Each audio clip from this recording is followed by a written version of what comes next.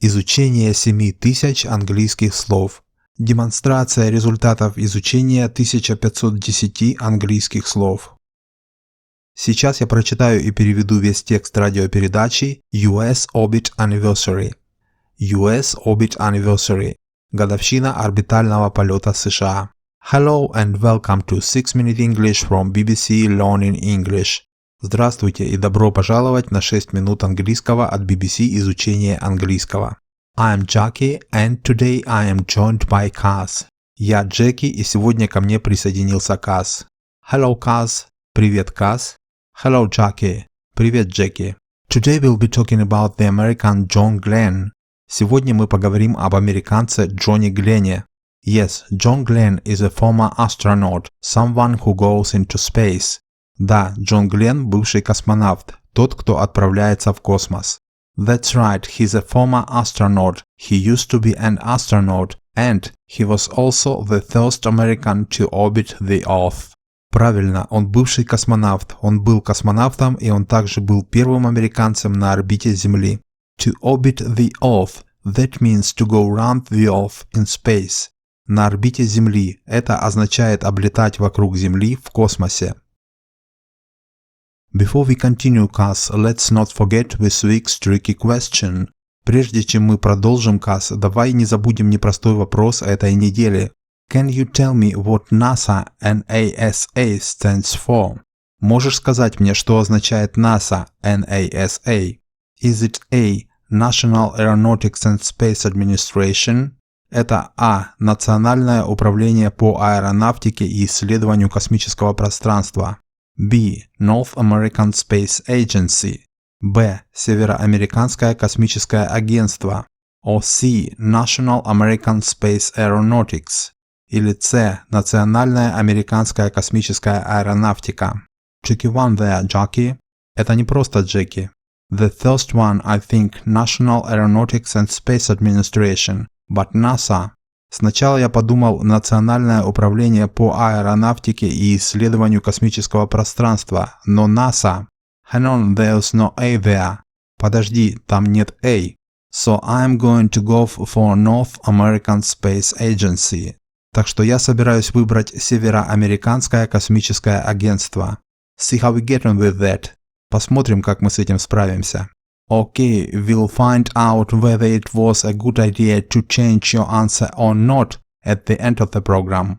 Хорошо, мы узнаем, была ли это хорошая идея изменить твой ответ или нет в конце программы. So, John Glenn was the first American to orbit Earth, so that must have been what, about 50 years ago? Итак, Джон Гленн был первым американцем на орбите Земли. Так что это, должно быть, что около 50 лет назад?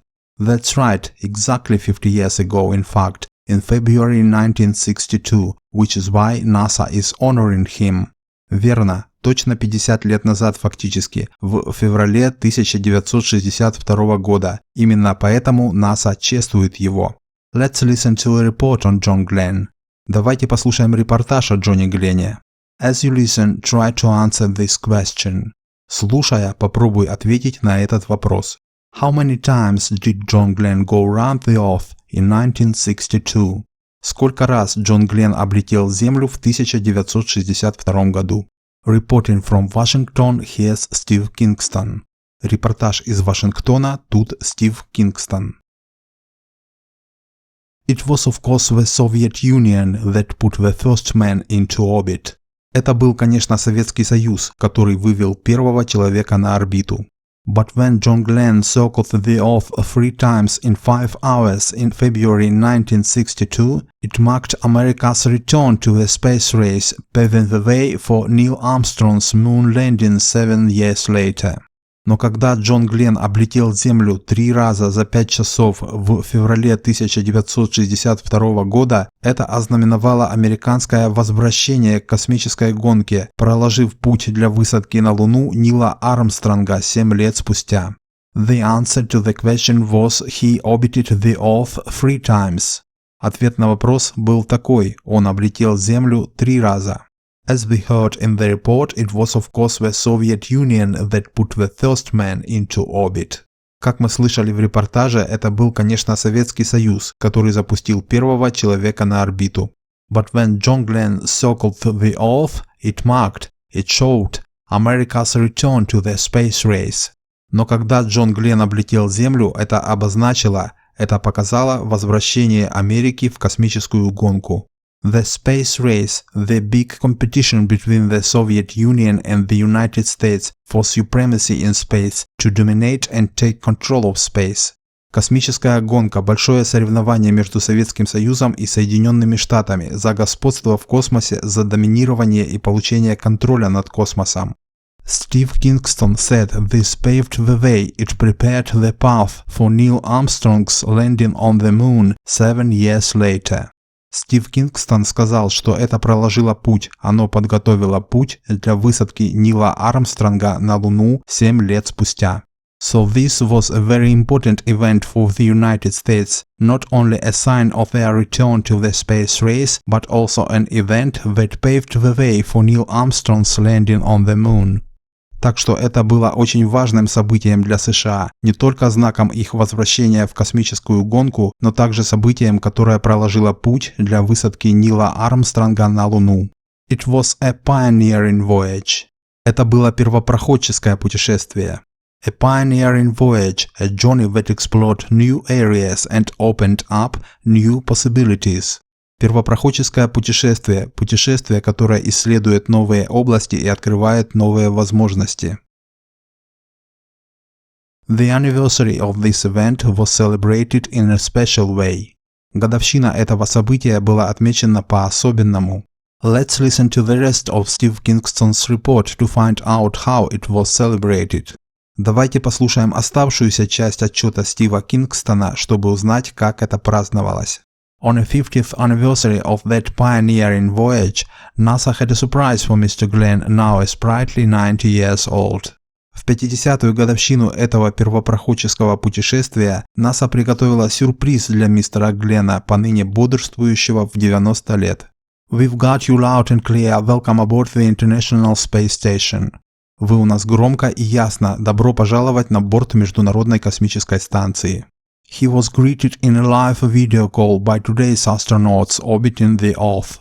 Его приветствовали во время видеозвонка в прямом эфире сегодняшние космонавты, находящиеся на орбите Земли. And the VIP guest was clearly impressed by the communications. И VIP-гость был явно впечатлен общением. I just was sitting here thinking a minute ago about how technology has gone ahead so rapidly in the space age, because here they are watching high-definition television here, and you guys are coming through perfectly, so you have constant communication around here. Я просто сидел здесь и думал минуту назад о том, как технологии ушли вперед так быстро в космический век, потому что здесь мы смотрим телевидение высокой четкости, и вы, парни, справляетесь на отлично, так что у вас здесь вокруг постоянное общение. It's just amazing that we can sit here and talk to you back and forth. Просто удивительно, что мы можем сидеть здесь и разговаривать с вами туда-сюда. John Glenn joked that he'd like to return to space, something he last achieved 14 years ago in his late 70s. Джон Гленн пошутил, что он хотел бы вернуться в космос, то, чего он достиг последний раз 14 лет назад, в конце своего седьмого десятка лет. This anniversary event was in part an effort to publicize NASA's achievements at a time when its budget is under threat. Это юбилейное мероприятие было частью усилий по популяризации достижений НАСА в то время, когда его бюджет находится под угрозой.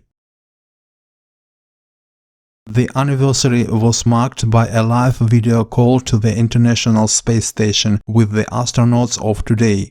Юбилей был отмечен прямым видеозвонком на Международную космическую станцию с сегодняшними космонавтами. And John Glenn was very impressed. He thought it was great that he could talk live to the astronauts, something that technology could not achieve in 1962.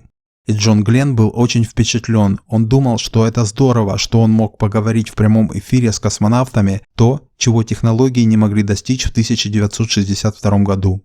So this video call was a way of honoring John Glenn and celebrating the anniversary of the orbit. But aside from this, the report touched on another reason why NASA might have chosen to mark the occasion.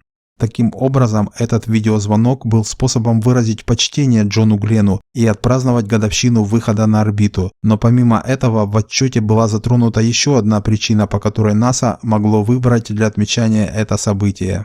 Yes, Steve Kingston mentioned that the event was partly an effort to publicize, to make known NASA's achievements. Да, Стив Кингстон упомянул, что мероприятие было частью усилий по популяризации, чтобы сделать известными достижения НАСА. Why would they do that? Почему они это сделали? Well, because their budget is under threat. They are worried they might not get as much money as they need to do their work.